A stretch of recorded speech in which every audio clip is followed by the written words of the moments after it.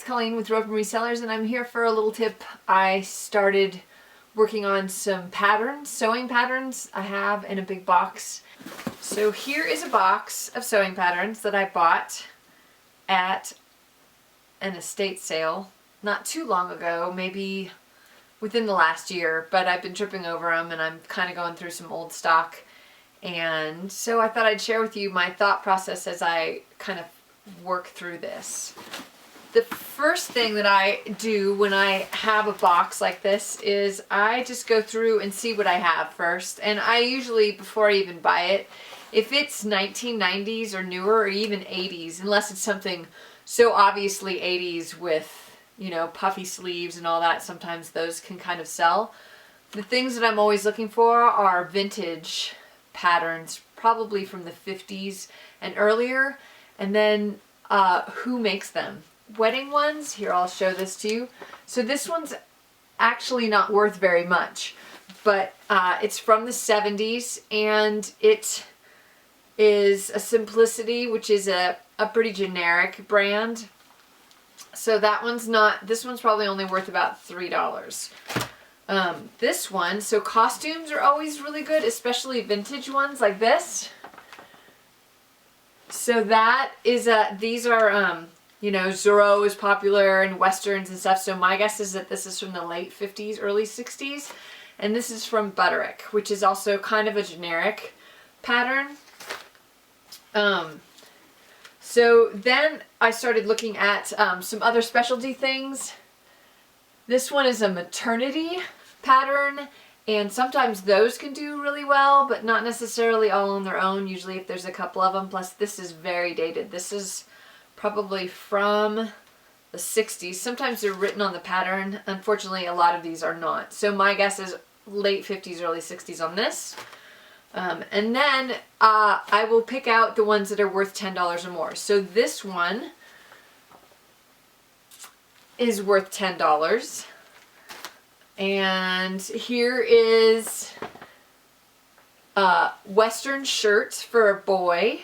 It's a size 4 and it's Advance, which I had never heard of before, but it actually does okay. This must be a defunct pattern company. But anyway, this one is worth, I think, looking on Worth Point, it's sold for $20 in the past. So I'll lot this out for $20. I'll sell this for $10. And then this one is the big winner. And you can tell from the style, it's 1950s. It's got the cinch waist.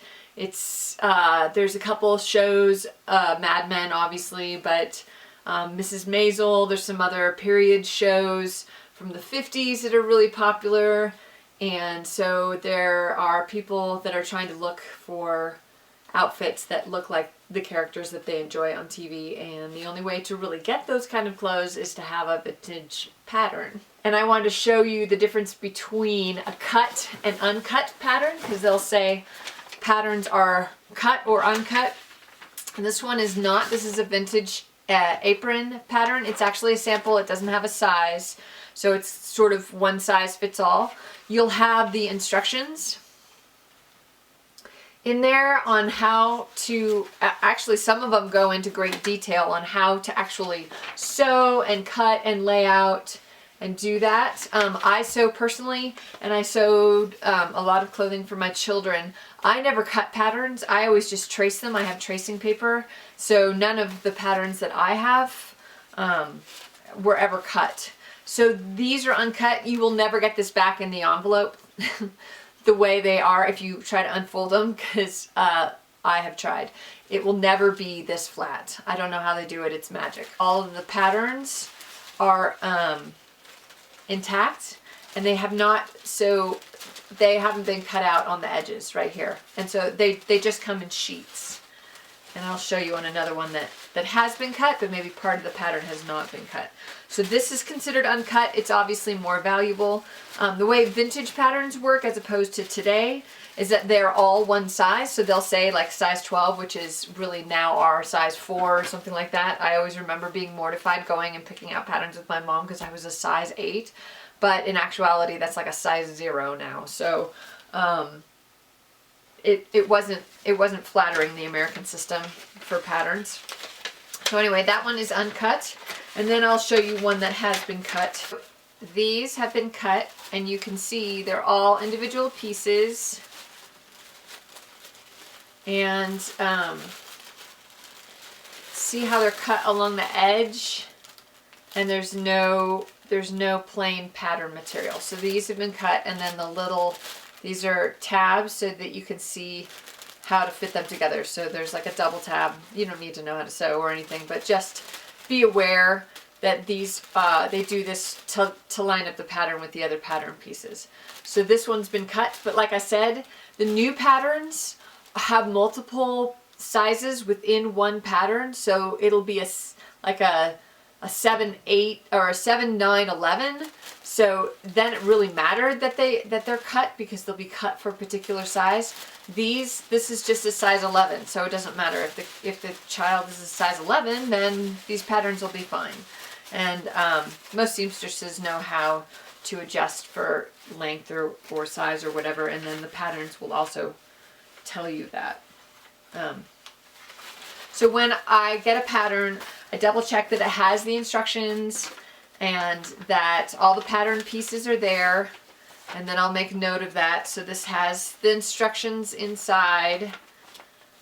It also has, this one's also obviously been cut before. And then I just want to draw your attention, because this had some other ephemera type stuff in it. It has, so this is something called a sew-in digest, and it was just a little pamphlet that they would hand out at the pattern counter. She's got 2 of them. These aren't worth anything. If they were older, like from the 50s, they would be worth more, but these are from 1971, so they aren't worth very much unless you had a lot of them. So I'll just throw this in, because I'm going to make a big lot, and then those ones that I showed you individually, those I'm going to sell separately. So any patterns that are worth less than $10, I don't even bother listing individually. It's not worth my time. And I'm just trying to recover my money. Like I said, I paid $5 for this whole box at an estate sale. So anyway, sometimes if you get older paraphernalia like this, it could be worth money. So it's worth pulling out and having a look to see if any have sold. Here's another thing that was in there. This is actually a home decor line, and with patterns. Let's see. So this was a tablecloth design, and what the homemaker would do would be to take this and trace a pattern onto their tablecloth. This is a pattern for painting. So you'll see stuff like that. You can run across crochet patterns and pattern books, and some of those sell okay. There's Work Basket, I think is the name of the magazine. I looked those up because they had a bunch of them at a thrift store that I go to frequently. Those are not worth anything.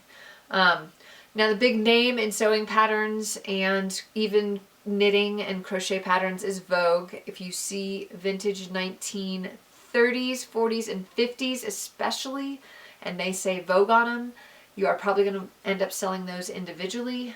Sometimes if you are trying to get a lot of money for a lot, you can throw some Vogue vintage patterns in, and that'll drive up the whole lot if you don't want to do things individually.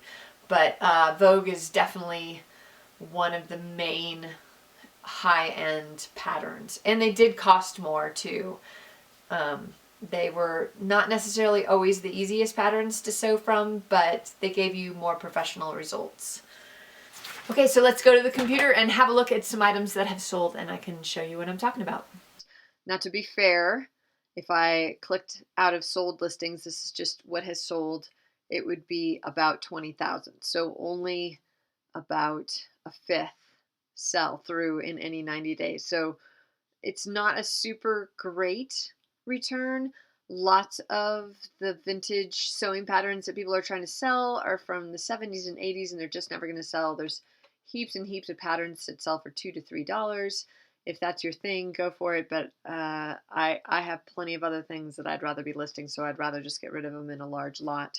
And like I said, you have to know what is going to sell. There's plenty that I looked at that were on the unsold or haven't sold yet, and they are pretty generic patterns. So not only is the sell-through rate not super great on these, but also you need to know which ones are going to sell. So that's what we're going to talk about. So looking through, they can go for good money, 200, 100, but if you look through the first page, by the bottom of the page, sorry if I'm making you dizzy, mid-page, so you can see I'm in the middle of this page, I put 200 per page, and there are at least 10 pages. In the middle of the first page is 70, and then I'm sure if I clicked on page 10, they would be in the $1 to $2 range. So there's a wide variety, but what we're shooting for are the ones that are higher end. And so let's look at the first one. It's a McCall's. It's from the 1930s. It's super cute. I mean, it's got a bonnet and all the ruffles and a lot of attention to detail. I'm sure it's some grandma who's going to have a new grandbaby. This is size 1, so that's attractive. It's 1930s. They did not take a picture of the inside of the pattern, so I'm surprised that they got this much money for it. I am not a pattern collector, so I don't know. There might be something unique about this pattern that I am not aware of, but my guess is this was emotional, and this just had a cute little bonnet, and they just fell for it. So anyway, that one is definitely the most valuable one that I came across. Here's a McCall's pattern.